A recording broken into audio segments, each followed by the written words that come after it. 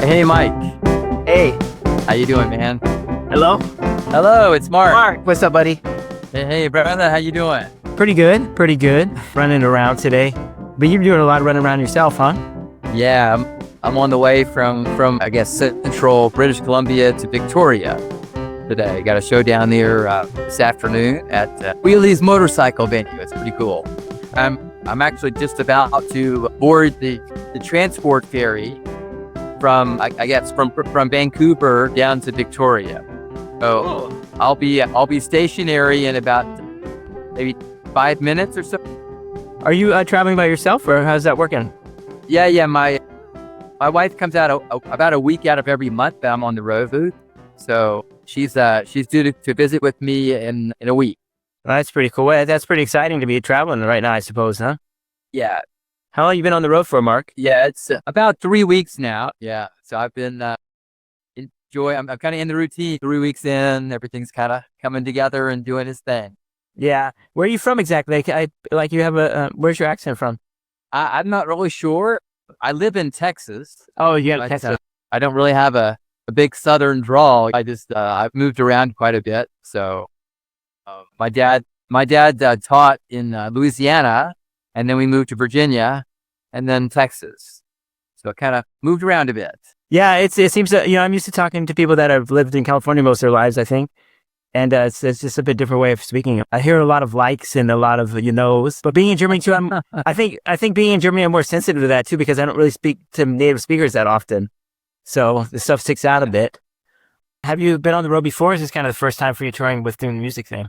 No, I toured last year, and so I had kind of my inaugural freshman journey out touring, and I did a spring and a fall tour, and it was pretty awesome. So I guess I'm a little bit seasoned at this point, and kind of got most of the routines down. Have you been doing the music thing for a long time? Because I understand you're a scientist, or is that correct? Yeah. My undergrad is aerospace engineering. Okay. So yeah, that was kind of how I started. Love math, love science, love applied physics, love understanding how the world works. Never really did anything musical. 2011, I decided I wanted to do something musical because it sort of had always been kind of a part of my life. And I picked up a guitar to sing a song for my wife for our anniversary. And it became an obsession. The connection I got and the journey I was on, just singing that one song, was just phenomenal. And I started teaching myself. I guess because I've been a poet my whole life, I was having trouble with other people's lyrics, which I didn't expect. And so I started changing the lyrics a little bit, and that led me to writing my own songs. And 2019, I put my first album out. So it's been phenomenal. But before that, I was, and I'm still a scientist. I don't practice aerospace engineering anymore, but I still love math and science and see the world like an engineer would a lot of times. Your connection to music was just listening to music until you picked up that guitar and played for your wife? It's interesting because you have such a natural talent for it, right? Oh, like how did you not stumble upon it earlier? Because I don't know, man. It was like, I just didn't, you don't know what you don't know, right? I mean, I guess. These journeys in life, and you just don't know what you don't know until you figure it out, and you're like, oh, that was cool. I need to do that again. That's cool. Look what I can do, kind of thing, huh? Yeah. And you don't know, because you're like, as an adult, you're learning something new. You're like, can I even do the thing, right? You don't even have that, you don't know, because you didn't do it growing up. And so you got to figure out as an adult whether or not you can actually do the thing, which is its own little personal journey that you have to go on. Yeah. What a kind of a magic, though, to have something that you start to love and have a talent for it too at the same time. Yeah. That's you hope for that, but there's no guarantee for sure. But did you always know you could sing, though? You must have always known, like people say, oh, you got a nice voice or something. Like, no? No, never did anything, never sung, never. I mean, I sang Happy Birthday. Does that count? Did people say, people cry when you sang it? It was beautiful? No, they don't. Yeah. What does it mean to be human anyway? Just make it easy for me and tell me what to say. Take all the steps for me. Show me where to pray. Just tell me how I should think. How to scroll and make the best link. How to break the ice, 'cause I never learned. Yeah, that would be nice. Yeah. So that we can talk about your first song. Dennis was perfect with that. Is what does it mean to be human? Is that correct? Yeah, what does it mean to be human? Yeah. I wrote that song experiencing the AI revolution like everyone else, right? The AI is just everywhere. It's got its own emergence that's happening. And the scientist in me thinks, wow, man, AI can do all these really, really, really cool things. And I'm really fascinated by it, and I engage it and see what it's capable of and what it's not. And as AI gets more and more powerful, the poet in me is looking at the situation and thinking, hey, if AI is starting to do all the things that you did, what are you supposed to do? Yeah. And so I wrote the song, What Does It Mean to Be Human? With the thought, okay, well, if I'm leaning in and the lyrics start, just make it easy for me, tell me what to say, take all the steps for me, right? Maybe even tell me where to pray. Just tell me how I should think, how to scroll and make the best link. Oh, and by the way, how do I break the ice? Because I never learned that either, right? How to scroll and make the best link. How to break the ice, 'cause I never learned. Yeah, that would be nice.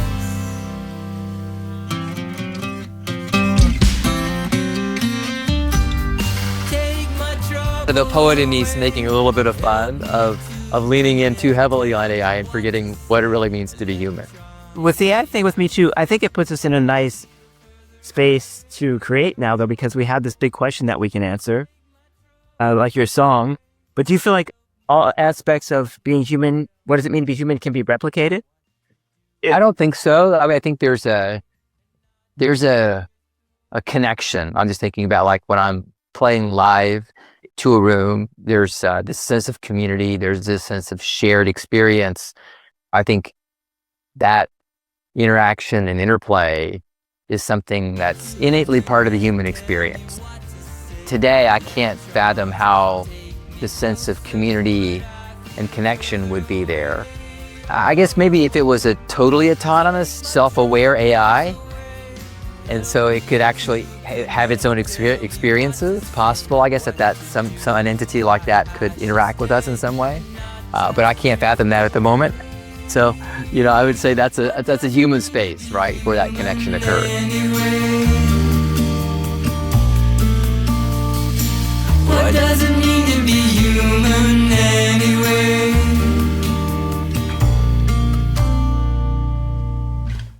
It was just like everybody. As a matter of fact, there's some weird things that happen in your life as you start to unravel whether or not you can do a thing, right? So as I started learning music, I found myself in awkward situations where like we're at a family event or something and we're singing Happy Birthday and nobody sings on key and nobody knows the melody.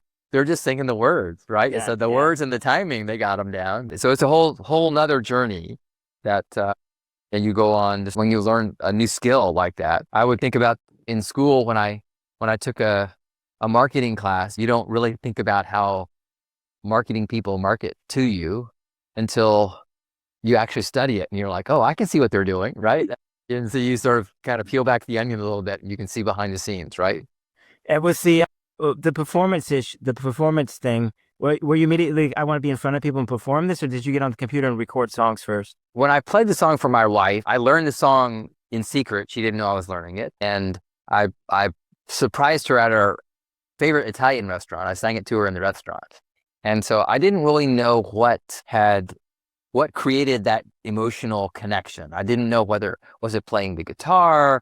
Was it singing? Was it just the magic of my relationship with her? I didn't really know. And so I started chasing that feeling. And I found that feeling only exists for me when I'm actually performing live for an audience. That's just where I connect, where I love being. And so much experimentation ensued, Mike. And I found that being up in front of a group of people, just creating a sense of community was where where everything really comes together for me. Yeah, I agree with you. But I mean, it's my experience with the music thing has been SoundCloud and recording songs one after the other, and it's really a personal thing. And I've kind of been pushing myself to do the performance thing, but it's so different and it's difficult. And I did the first performance a couple weeks ago, and I could see kind of the disappointment in their faces. So you're just like, you can read the audience, you're like, man, they don't like this too much. So it's a new path to go on. But did you ever have that? You never had that experience, I guess, huh? No. I mean, I've done public speaking before, and in high school I did debate, and so I love being up in front of people talking. I'm not camera shy, or I don't have stage fright or anything. I think it's important what you're doing is traveling and playing music, playing music to people and interacting with people, especially in times like this. How's your experience been so far on being on the road? Yeah, phenomenal. I'd say there's a joy to discovering a new room, the energy of the room, the people. There's a joy to having interactions with people and sort of thinking about where am I greeting this room in the journey of live music tonight, and where are they? How do I go find them wherever they are and bring them along on a journey with me? That's just a lot of fun. I'm learning a lot about how to do that and how to interact with people as I'm doing it, and so it's been pretty awesome. And the people have been so amazing and warm. It's a great experience. I'm so happy. Music people are just cool when you run into them, no matter where they are, Mike. They're just awesome. I agree. And for the next song, is it not for Lost You? Which one is it now? It's Fake Gravity. Something's changed. If everything's black and white, why do neurons fly through my mind? I can feel our worlds collide when you whisper close. I'm accelerating out of reality. Maybe gravity's fake. Yeah, so my wife's been on the journey with me for a while. She inspires a lot of my music, and I told her I really wanted to write kind of a little more of a catchy tune, like a love song, but nerdy, like put some extra emphasis on the science words and the nerdy elements to it, because it's just how I roll. And she's like, come on, people don't want to hear that kind of crazy science nerd stuff. And turned out it was one of my more popular songs on Spotify when I put it out, which was kind of interesting. But it's kind of one of those overlaps. Like, I think about the forces of attraction and how physical they are. And the notion for me when I was writing it started like you're standing up on a high cliff. And when you look down, you feel a little sense of vertigo, right? Like something's pulling you down. I mean, nothing changed. You just looked down, but you have this feeling, and it's irrational, but it's strong. It's almost stronger than the physics of the situation. It could topple you over, right? And so it's kind of an area where, like, what is that sense of attraction for another human being, and how do we feel that? Well, we feel gravity, right? We're always feeling gravity. And so to me, it's like this forces of attraction are stronger than physics in that moment. And so maybe gravity's got to be fake then, because this love is real. And so that's the concept behind the song. And it's got this really cool, catchy tune. I co-wrote it with a friend of mine out in LA, who's a little more of a pop writer, Nash Overstreet, because I wanted it to have a little more of a pop-centric feel to it.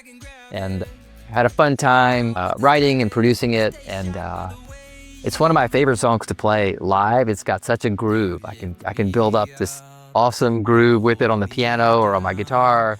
And it's fun to sing. It's one of my favorite songs to play live. It's endearing when you do put those.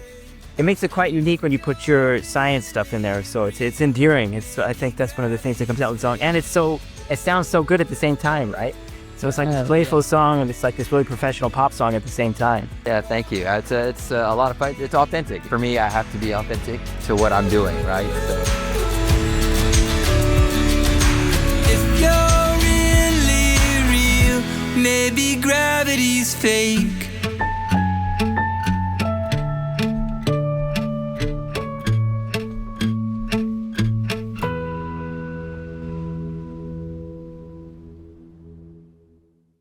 As I was learning, everything it would go too fast. Like when I was writing a song, the lyrics and the arrangement and the instrumentation under it, and what are the drums doing? And I didn't know, I'd never played drums before, and what's the melody? And so all these parts are moving around just too fast for my brain to process.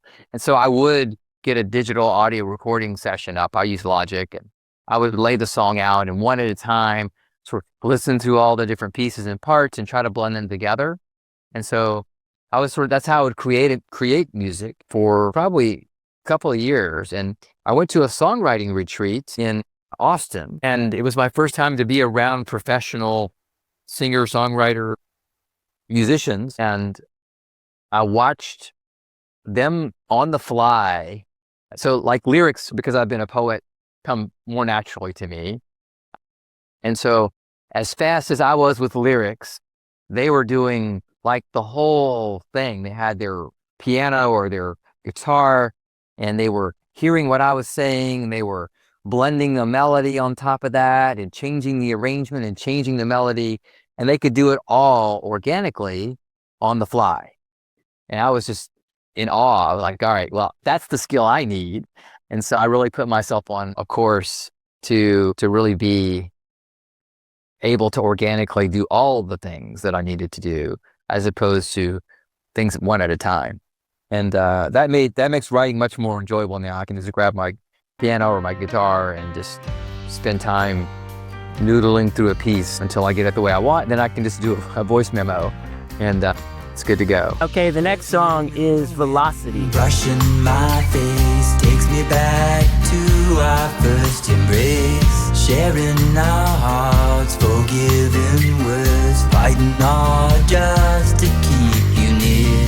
Holding your hand through long summer storms. Currents push our dreams past the dawn. Secrets unwind on this plane ride home. Flaps her up, feel the strain in my bones. I'm driving along from Ruidoso, New Mexico, which is quite beautiful, to Santa Fe. And I've got a show down in Santa Fe. This is on my spring tour last year. I've got cruising along. I got a little trailer that I pull with me. And then all of a sudden, I'm kind of daydreaming, and my car starts slowing down. I'm like, okay, what's going on? And so I tap the brake and take over from the cruise control and give it a little more gas, and it's still slowing down. And so I'm kind of a little worried, and then I kind of feel the back end moving around a little bit, and I realize that I can hear the wind howling outside. I'm in a windstorm, right? Now we have hurricanes in Houston, and you go inside for that. But out in the mountains, like being in a windstorm is like a thing. I mean, they have them. And so, and I'm kind of a little frustrated because I'm late for my show in Santa Fe. But what are you going to do? You got to yell at the wind, right? You can't, it's not going to change the situation. So you kind of got to find your Zen moment. And as I was kind of breathing and finding my inner peace and just sort of dealing with the situation, it's like you have to ride the highs and the lows in a situation like this. It can't always be sunshine and blue skies. And it made me think about the way sometimes life can be like this headwind, right? It's pushing against your dreams and your relationships, and you have to really work hard sometimes to keep your velocity up. Ride the highs, face the lows. Winds they turn, they never slow.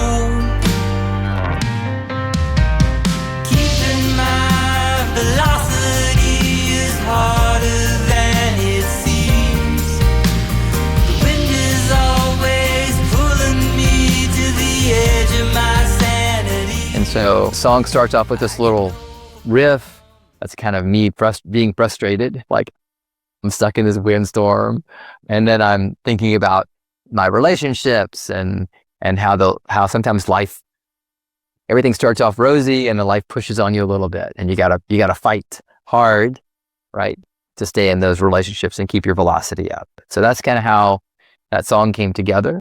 And it's a ton of fun to play it. I love the melodic choices and the chord progression in it. It's one of my favorite in that regard, and it goes over really well live.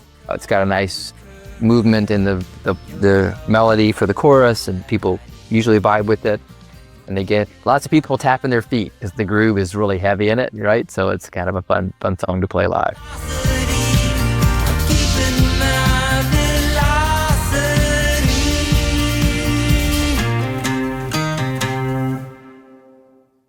So I'll end with, we touched on it a little bit before, but you're traveling through America and it's pretty crazy stuff. It's pretty wild right now what's happening. What is the sense back home? I'm in Germany, so I don't really understand.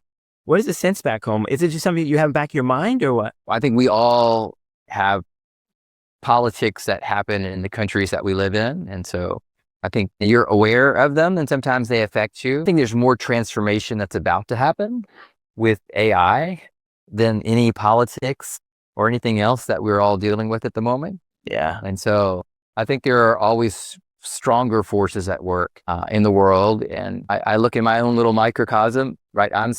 I've got all these extra protons in the back and I'm delivering them along my route and I'm creating this little path of positivity. And that's what I can do. And that's how I kind of think about things like that. What can I do today to make a difference in the world? And I try to do those things. That's a really nice thing to say. It's good to hear too. Well, Mark, thanks for doing the Room Rock. I appreciate it, really. And good luck on the rest of your tour, yeah? Yeah, thank you very much for having me, Mike. I really appreciate it. And maybe I'll get out to Europe and do a little tour out there and we can say hi in person. I hope so. That'd be great. Come to Hamburg, Germany. That'd be cool. Thank you for having me, man. Take care. Bye.